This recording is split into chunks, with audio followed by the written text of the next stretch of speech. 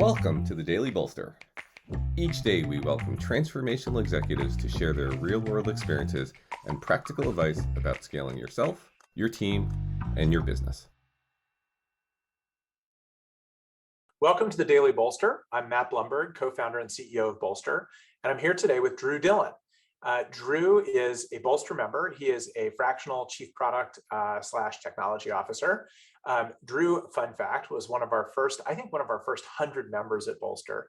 Totally. And, yeah, something like that. So Drew, welcome. Happy to have you here. Awesome. Yeah, thanks so much for having me, Matt. Yeah, so the thing that I think is really kind of interesting about your career is you've gone back and forth a couple times between being full-time and fractional. And the chief product officer or chief technology officer role is one that a lot of CEOs don't quite understand. Like, how could I have someone in that role that is not full-time, right? That is fractional. So I thought the question I would ask you is, what are the top one or two things that you can get done as a fractional head of product or technology? And then what are the top one or two things that you can't? And I think that'll probably help a lot of our founders and CEOs who listen to this think about how to frame that role. Yeah, and for me, I think the way I think about it is it all comes down to trust at the end of the day. Like, so much about product management is trust. It's a founder, a CEO, an exec team that have had this vision, they've been operating on this vision for, months, days, years.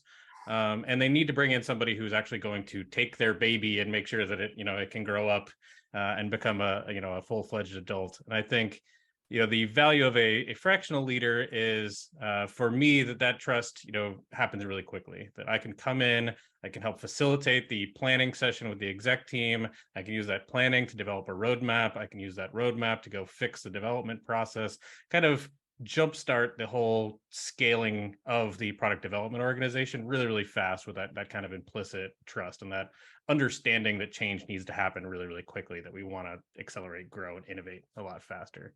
So that to me is, kind of the core of things that you can do as a fractional product leader, and kind of the value that you can really quickly apply to the team. Probably a conversation for another one of these of how you build trust so quickly. But it totally makes sense to me. Trust is the foundation of good, healthy executive relationships, and sort of thinking that orientation of like, how can you jump in quickly and have an impact on either setting a scaling framework or a roadmap is great. So what's the flip side of it? What's the thing that you really can't do if you're fractional, if you're a day or two a week or even 3? And so, yeah, to me, we come back to trust again. I think there's that immediate implicit trust of like, I'm bringing on a consultant, they're here to do something, I'm going to let them do that thing. Long term, the real value of having a product leader in your organization is the trust that they build up over time.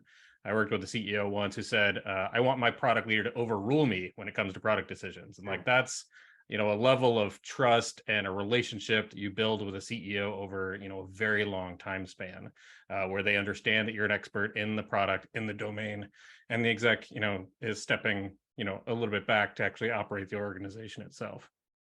And the way that you do that as a product leader, Amazon has this value of being right a lot. And I think, you have to build up that track record over time. You have to have quick wins that customers like, that marketing likes, that, make the support team happy and continue fixing bugs, and balance that with, making sure everybody feels heard.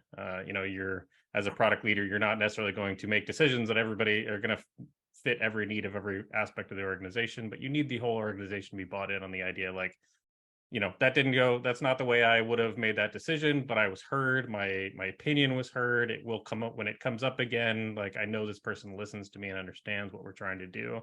And that's just a kind of trust that takes much longer than what a fractional leader is going to, put into the team. And fundamentally, that kind of work happens, it's a little soft touches over a long period of time that, you ultimately is not worth, paying a consultant for if they're not going to be there in 2 years.